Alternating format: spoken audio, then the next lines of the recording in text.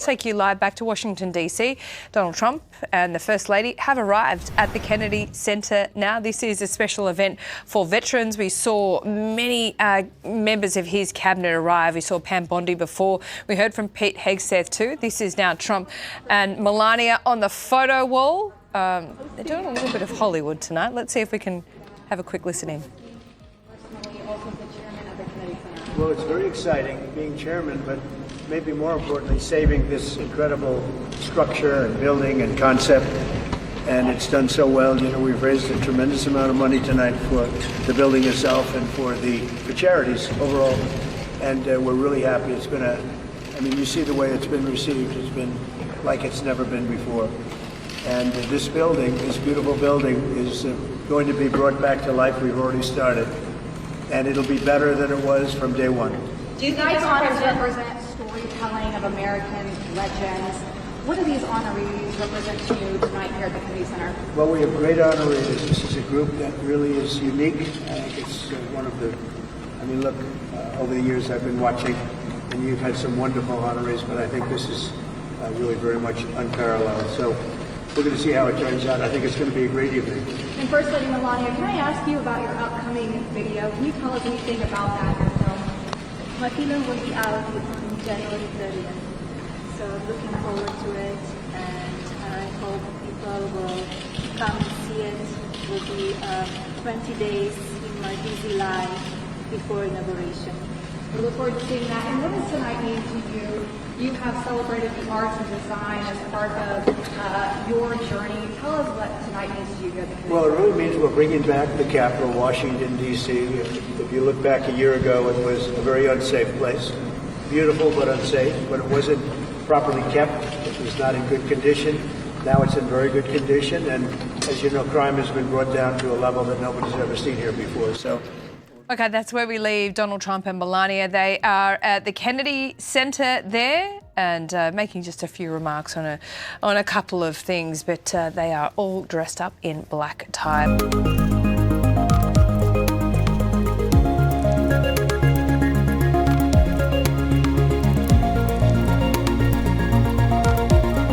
Yes, it certainly is a crazy old world when the youth of Australia have to rely on this Barron Trump News commentary account on X. It's a fan account of Barron Trump's, not that of the real Barron Trump, to protest against their under-16 social media ban. Quote, Australia just pulled a move no other country even dared to whisper about, says the account.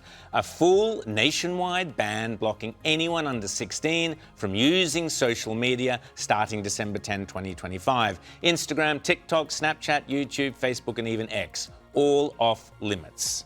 Yes, this is correct, and what a shame, because now Australia's young teens won't get to go on YouTube or Twitter and be bombarded with the pearls of wisdom dripping from the mouths of all those Hollywood celebrities and rock stars telling them what to say and think. Pearls of wisdom such as this one from earlier in the year. We know what fascism looks like. It was round the corner, and it will be again.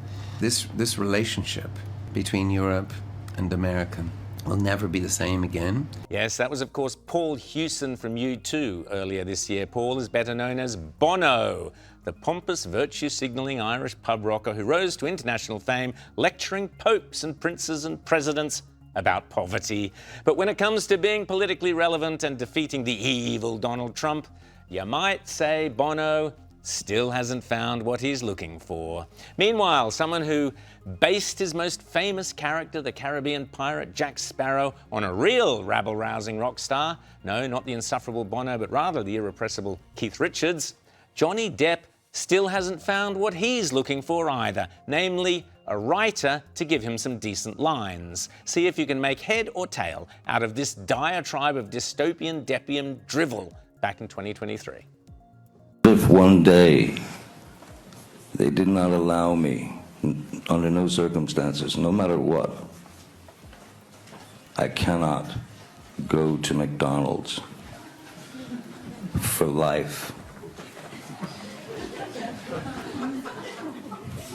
Because somewhere, if you got them all in one room, there'd be 39 angry people watching me eat a Big Mac on a loop. What? Yes, as I always say, having worked with several famous actors in the past, never let them write their own script. It never ends well. Speaking of which, spare a thought. Actually, don't spare a thought for the Australian ex-soapy actor Guy Pearce, who had to meekly apologise this week after sharing misinformation and falsehoods about Israel on social media and insulting the entire nation with his inane and idiotic tweets and repulsive comments. Not for the first time either that I and others have had to call him out. Guy Pearce, of course, came to fame in the silly 80s soapy Neighbours, along with Kylie Minogue and others, but it seems he didn't get the message that genuine good neighbours don't go around massacring each other, as Hamas did to Israel on the morning of October 7 in 2023. Another actor who made the fatal choice to write his own script this week was the Scottish actor Alan Cummings. Who? You may well ask. Well, Alan Cummings first came to prominence in the sequel to the kiddies movie The Mask. Still, the mask slipped recently with Alan, as it were, who has revealed a case of full-blown Trump derangement syndrome, suggesting that under the Trump administration, gay Americans are now under existential threat. Whilst over here, you know, billionaires are taking over the world and up. Ooh. We'll beep you. Of course, they've come for trans people in America massively, and you know they're going along that acronym. You know they're coming for us next. Even in New York City, people are. My friends are, you know, more wary about going on public transport, and it's not an abstract threat. But of course, when it comes to Trump derangement syndrome, most of Hollywood's has-beens have at one point or another shown themselves ultra keen to audition for the lead role. Here's just 3 of them. You may not necessarily recognize them, but apart from their Trump derangement syndrome, they also have casting choices in common.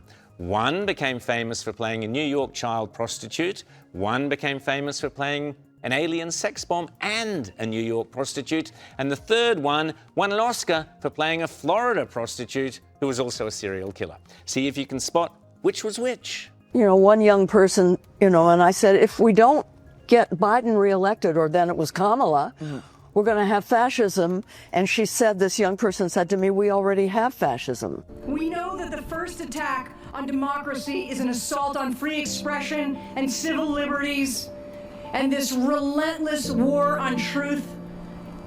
And unfortunately, sadly, it's too familiar because history repeats itself. Women's rights are becoming less and less every day. Queer and trans lives are increasingly being erased, and gender-based violence is on the rise. Sometimes do you get the feeling all those famous actresses were reading from the same script? TDS, the movie.